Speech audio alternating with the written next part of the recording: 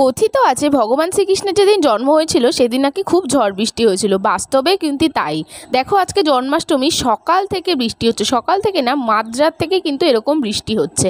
তো আজকে যেহেতু অনেক কাজ, তাই আজকে আমি সকাল সকাল উঠে পড়েছি, ওই 6টা নাগাদ উঠেছি। উঠে আমার ঘরটা ঝাড় দেওয়া সমস্ত কিছু কমপ্লিট হয়ে গেছে। এবার আমি যাব হচ্ছে স্নান করতে।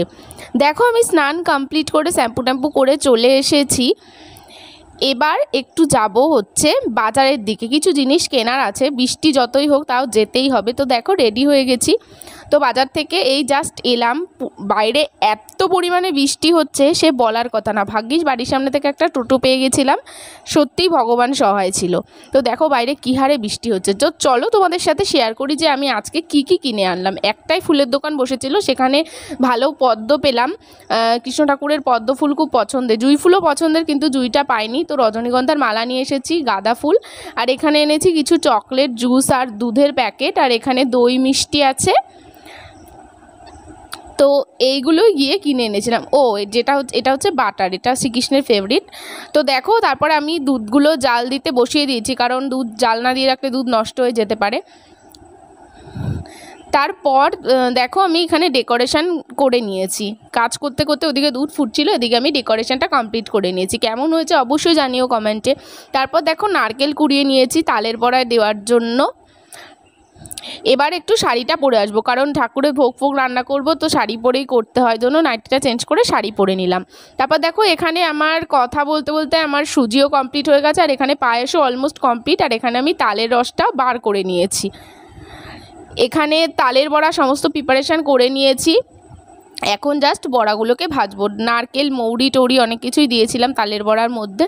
তো এই যে এদিকে তালের বড়া ভাজা চলছে, আর সমস্ত ভোগ রান্না আমার কমপ্লিট হয়ে গেছে। তো চলো দেখাই, এদিকে সুজি, তালের বড়া, এদিকে মালপোয়া, পাটিসাপটা, লুচি, আর এই হচ্ছে তোমার পায়েস। এই হচ্ছে আজকে আমার শ্রীকৃষ্ণের জন্য আয়োজন। তো এবার হচ্ছে ভগবানকে স্নান করিয়ে অভিষেক করে নেব। তো কী কী নিয়েছি তোমাদেরকে দেখাই। এখানে দুধ রয়েছে, গঙ্গা জল, ঘি, মধু, অগুরু, দই, এই সমস্ত কিছু মিক্স করে, সাথে ফুলও রয়েছে, আমি ভগবানকে স্নান করাবো। তো চলো ভগবানকে অভিষেকটা করিয়ে নিই। কথিত আছে শ্রীকৃষ্ণের জন্ম নাকি রাত 12টার পরে হয়েছিল, কিন্তু আমার পক্ষে ওই 12টা অবধি ওয়েট করা সম্ভব ছিল না। তো আমি 7টা, সাড়ে 7টা, 8টার সময় এই কাজটা করেছি। অনেকে এই টাইমেই করে থাকে, আর যারা খুব মানে মন্দির টন্দিরে যেখানে হয় সেখানে হয়তো রাতে হয়, আমি ঠিক জানি না, বলতে পারবো না। তো আমি এই টাইমেই করেছি। সমস্ত কিছু মিক্স করে নিয়ে ভগবানকে এবার স্নান করাবো। আচ্ছা তোমরা কি জানো, একটা মন্ত্র আছে শ্রীকৃষ্ণের, যেটা পাঠ করলে নাকি অনেক পাপ ক্ষয় হয়। চলো তোমাদের সাথে স্নান করাতে করাতে মন্ত্রটা শেয়ার করি।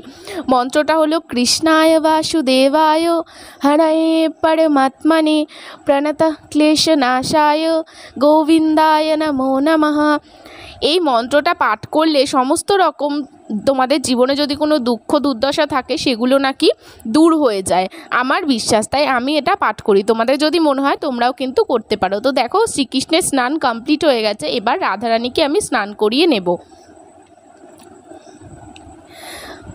তো রাধারানীকে স্নান টান কমপ্লিট করানোর পর এবার ওনাদেরকে ভালো করে গাটা মুছিয়ে দিচ্ছি।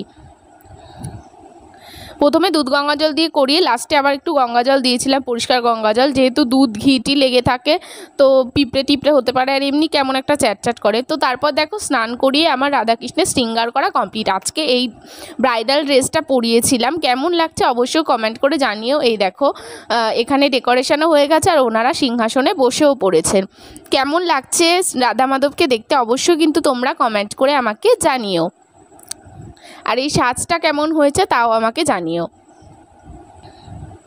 তো তারপরে দেখো আমি সমস্ত কিছু ভোগ এখানে নিবেদন করে দিয়েছি, প্রত্যেকটা ভোগে তুলসী পাতাও দিয়ে দিয়েছি। তুলসী পাতা ছাড়া কিন্তু শ্রীকৃষ্ণের পুজো অসম্পূর্ণ।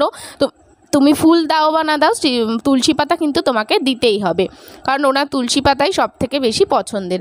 তো দেখো এখানে আমি বসে পড়েছি, একটু অষ্টতর শতনাম করেছিলাম, ব্রাহ্মণ ডাকিনি, আমি নিজেই করেছি পুজো। তো এখানে দেখো ধূপ মোমবাতি সব কিছু জ্বালিয়ে পুজো করে দিয়েছি, ওখানে পদ্ম ফুল অর্পণ করেছি। কেমন লাগছে অবশ্যই জানিও কমেন্ট করে। তো প্রসাদ টসাদ দেওয়া কমপ্লিট হয়ে গেছে, আর আমার এদিকে ঠাকুরের বাসন টাসন ধোয়াও কমপ্লিট। তারপর আমি এখন যাব একটু স্নান করতে।